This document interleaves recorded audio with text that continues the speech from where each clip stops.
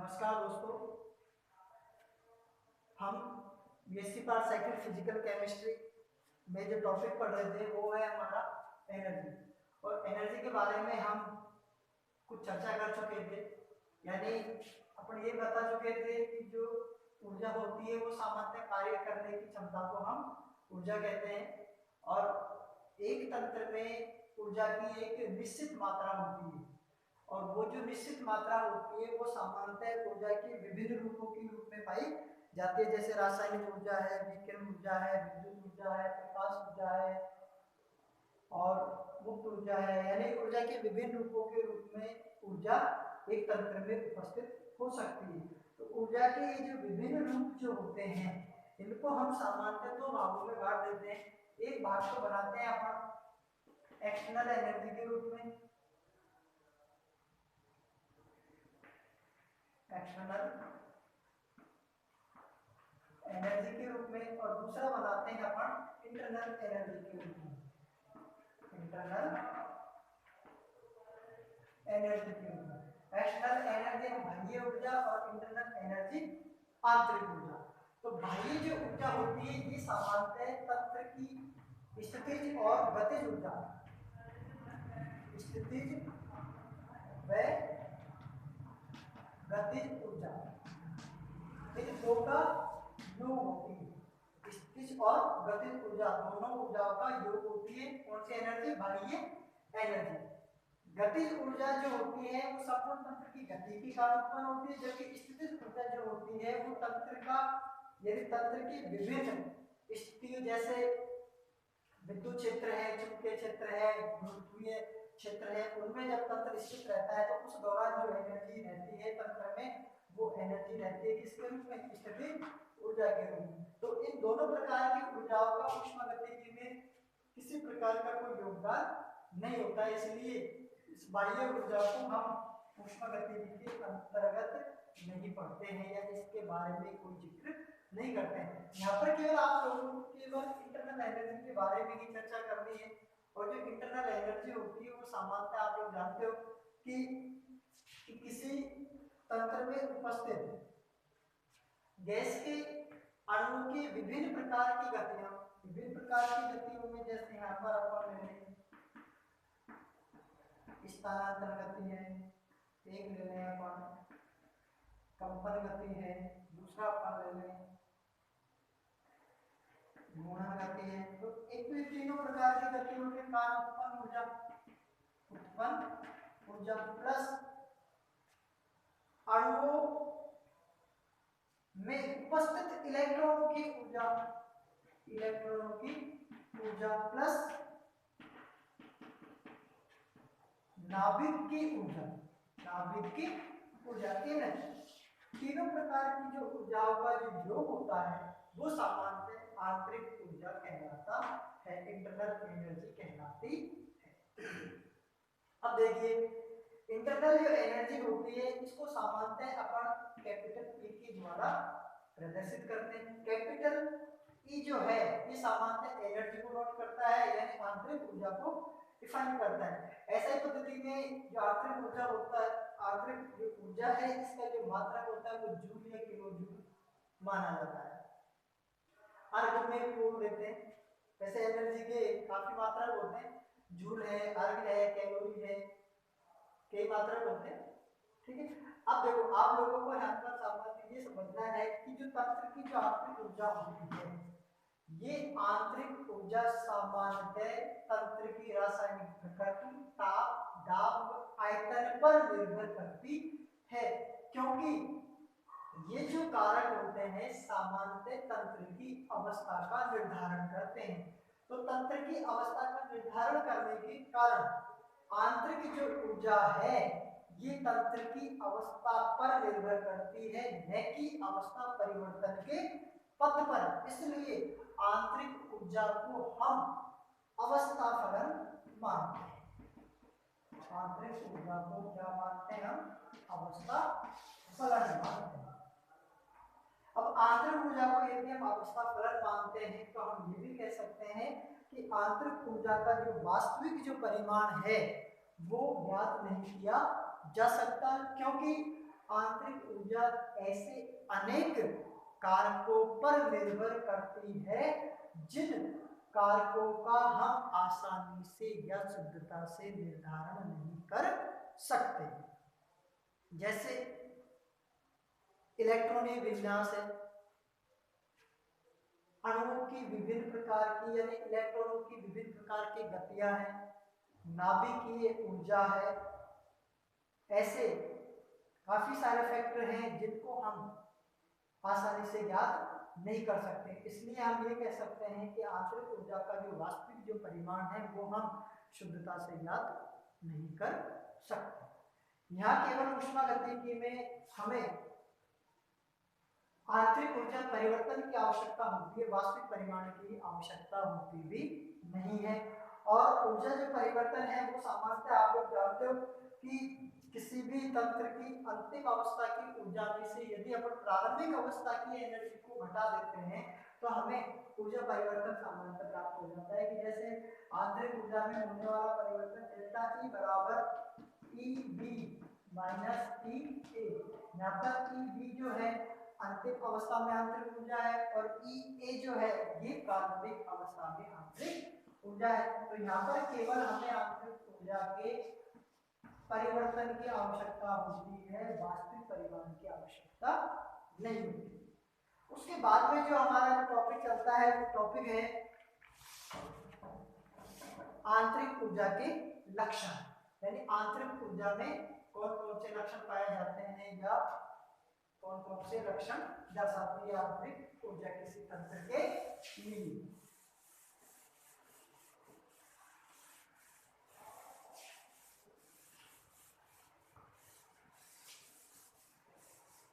यहाँ पर देखो हम टॉपिक में लेते हैं आंतरिक ऊर्जा के लक्षण। आंतरिक ऊर्जा के लक्षणों में सबसे पहला अपन लक्षण लेते हैं कि जो ऊर्जा है तंत्र की प्रारंभिक व अंतिम अवस्था पर निर्भर करती है। ऊर्जा तंत्र की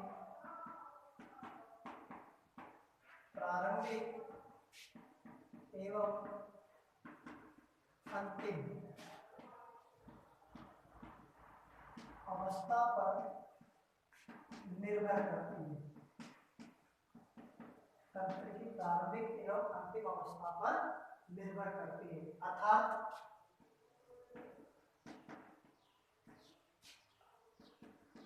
आंतरिक ऊर्जा एक अवस्था फलन है, एक अवस्था फलन है, न कि पथ फलन, न कि पथ फलन। यदि आंतरिक ऊर्जा अवस्था परिवर्तन के पथ पर निर्भर करती तो फिर इसे हम पथ फलन कहते, अवस्था फलन नहीं कहते। लेकिन हमारा जो टॉपिक है जिसमें अपने आंतरिक ऊर्जा के लक्षण पढ़ रहे हैं उसमें आंतरिक ऊर्जा का जो पहला लक्षण है वो ये होता है कि जो आंतरिक ऊर्जा जो होती है वो तंत्र की प्रारंभिक और अंतिम अवस्था पर ही निर्भर करती है। बीच में क्या क्या परिवर्तन हुआ उस पथ के ऊपर निर्भर नहीं करती है, इसलिए आंतरिक ऊर्जा को हम अवस्था फलन कहते हैं, पथ फलन नहीं कहते। दूसरा जो सेकंड है उसमें अपन ये लिख सकते हैं कि जो आंतरिक ऊर्जा है तंत्र का एक मात्रात्मक गुण है, यानी आंतरिक ऊर्जा तंत्र का एक मात्रात्मक गुण है, तंत्र का एक मात्रात्मक गुण है, अर्थात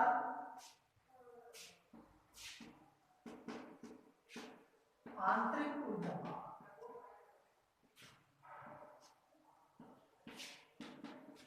पदार्थ की मात्रा पर अर्थात आंतरिक ऊर्जा पदार्थ की मात्रा पर निर्भर करती है। आंतरिक ऊर्जा तंत्र, आंतरिक ऊर्जा तंत्र का एक मात्रात्मक गुण है, अर्थात आंतरिक ऊर्जा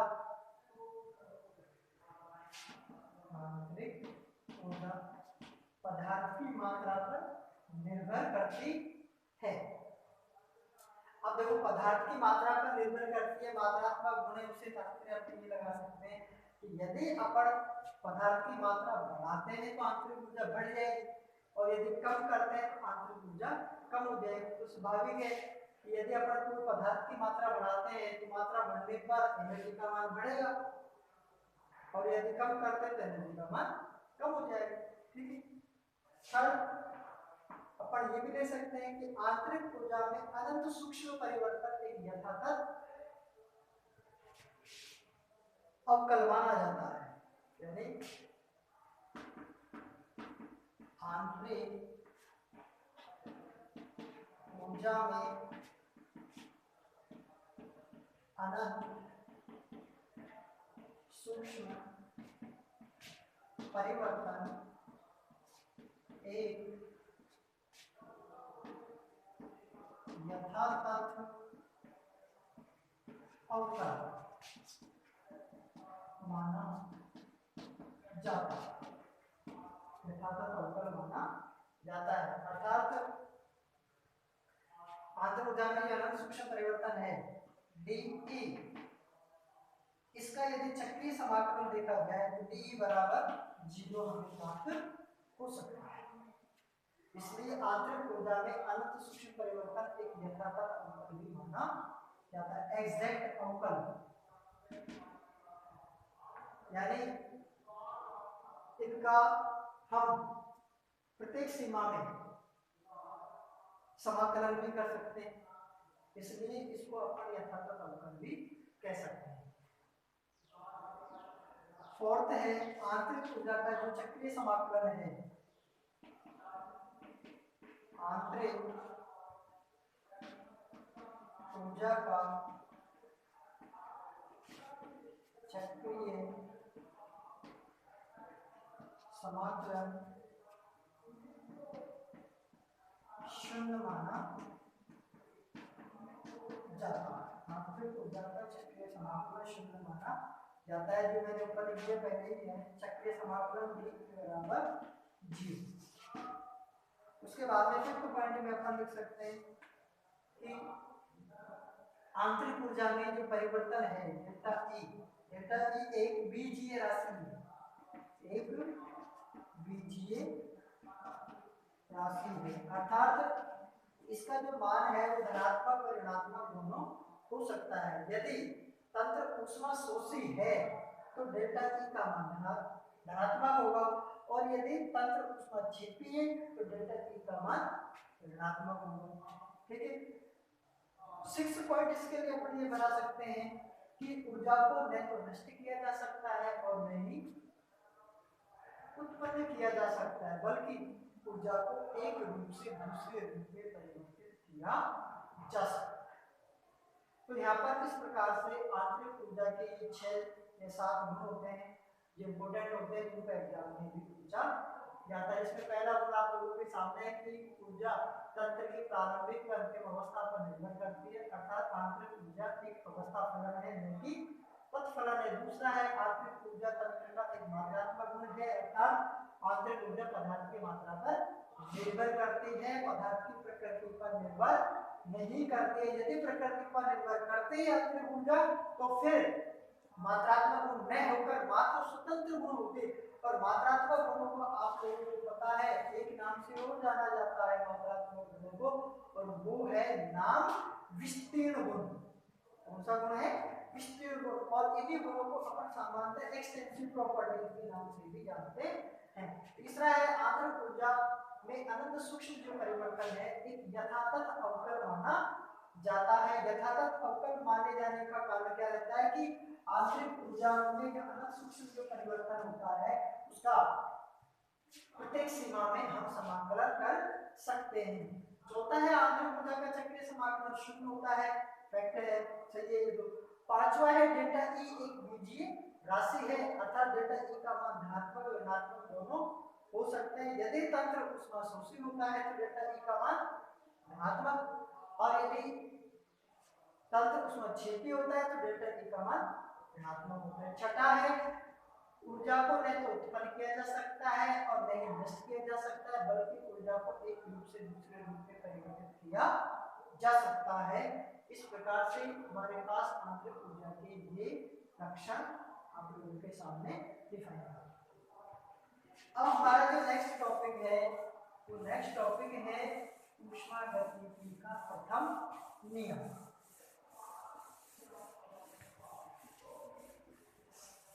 ऊष्मागतिकी का जो प्रथम नियम है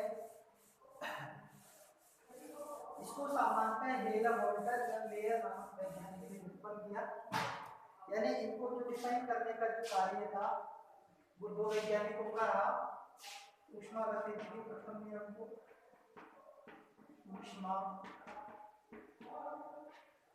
ऊष्मागतिकी का प्रथम नियम, ऊष्मागतिकी का प्रथम नियम, इसमें अपन लिख सकते हैं वो पहला पॉइंट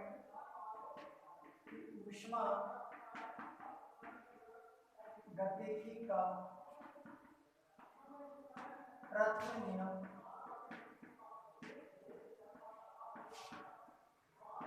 ऊर्जा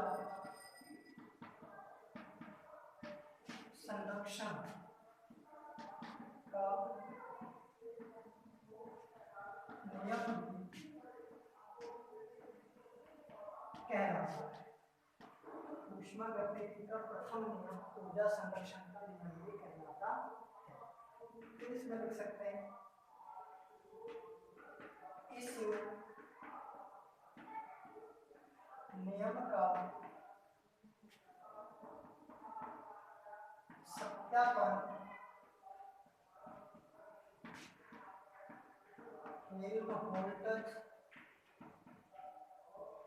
हेल्महोल्ट्ज़ एवं मेयर ने फिर इसमें अपन लिख सकते हैं कि इस नियम के अनुसार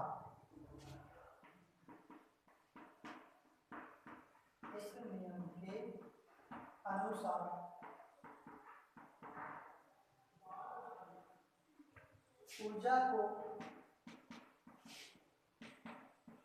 न तो नष्ट किया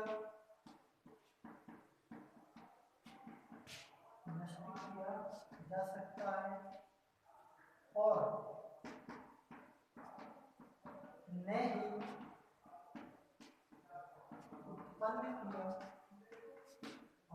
उत्पन्न किया जा सकता है, बल्कि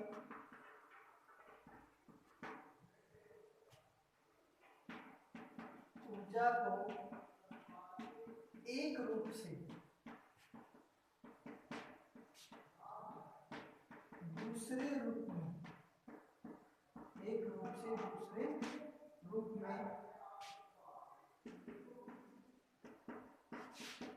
परिवर्तित किया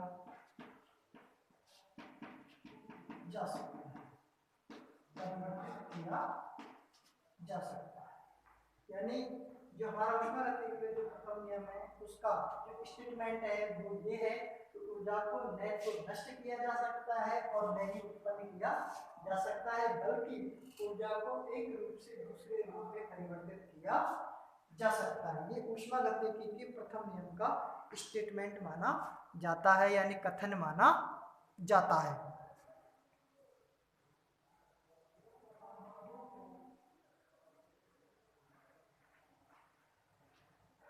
इसके बाद में देखो ऊष्मागतिकी जो है उस ऊष्मागतिकी का जो प्रथम नियम है उससे संबंधित निम्न एक दो तथ्य और हैं, जिसमें पहला तथ्य है कि किसी तंत्र और उसके परिवेश की कुल ऊर्जा स्थिर मानी जाती है।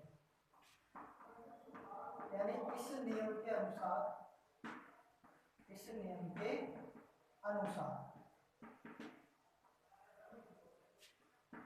किसी तंत्र तथा उसके परिवेश की कुल ऊर्जा स्थिर मानी जाती है। कुल ऊर्जा स्थिर मानी जाती है। नेक्स्ट इसी में एक तत्व और शामिल कर सकते हैं अपन कि ऊर्जा एक रूप से दूसरे रूप में परिवर्तित की जा सकती है। यानी नेक्स्ट है कि एक विलगित तंत्र की सभी प्रकार की ऊर्जाएं निश्चित व संगति अपरिवर्तित रहती है। यानी एक विलगित तंत्र की सभी प्रकार की ऊर्जाएं निश्चित एवं सहती यानी सक्रिय द्रव्यमान सहती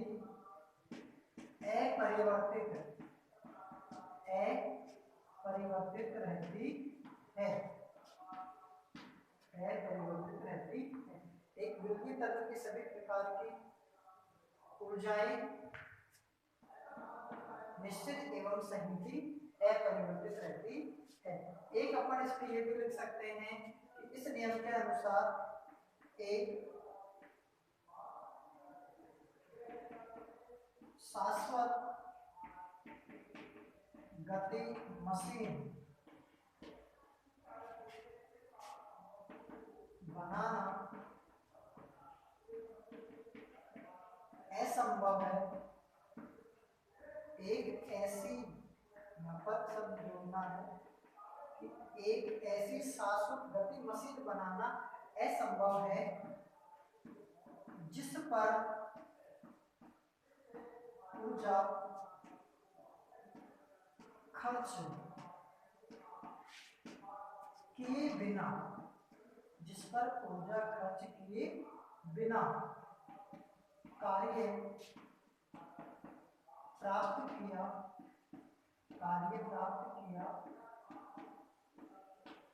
बिना कार्य प्राप्त किया जा सके। यानी एक ऐसी शाश्वत गति मशीन बनाना असंभव है जिस पर ऊर्जा खर्च किए बिना कार्य प्राप्त किया जा सके। क्योंकि ये तथ्य बिल्कुल फैक्ट है कि हम ऐसी कोई मशीन नहीं बना सकते कि जिस मशीन को ऊर्जा दिए बिना हम उससे कार्य प्राप्त कर सकें। ऐसी कोई मशीन बनाना संभव नहीं है, क्योंकि इस प्रकृति में या फिर इस संसार में जितनी भी मशीनें हैं जो मैकेनिकल तरीके से कार्य करती हैं, उन सभी मशीनों को ऊर्जा की आवश्यकता होती है। ऊर्जा देकर ही हम उन मशीनों से हम कार्य प्राप्त कर सकते हैं। यानी ऐसी कोई मशीन हम नहीं बना सकते जिस पर ऊर्जा खर्च किए बिना हम कार्य प्राप्त कर सकें। दूसरा, हमारे इस नियम के अनुसार किसी तत्व में उसके परिवेश की कुल ऊर्जा स्थिर होती है। ऊर्जा स्थिर क्यों होती है? केवल ऊर्जा को हम एक रूप से दूसरे रूप में परिवर्तित कर सकते हैं। इसलिए ऊर्जा को स्थिर माना जाता है।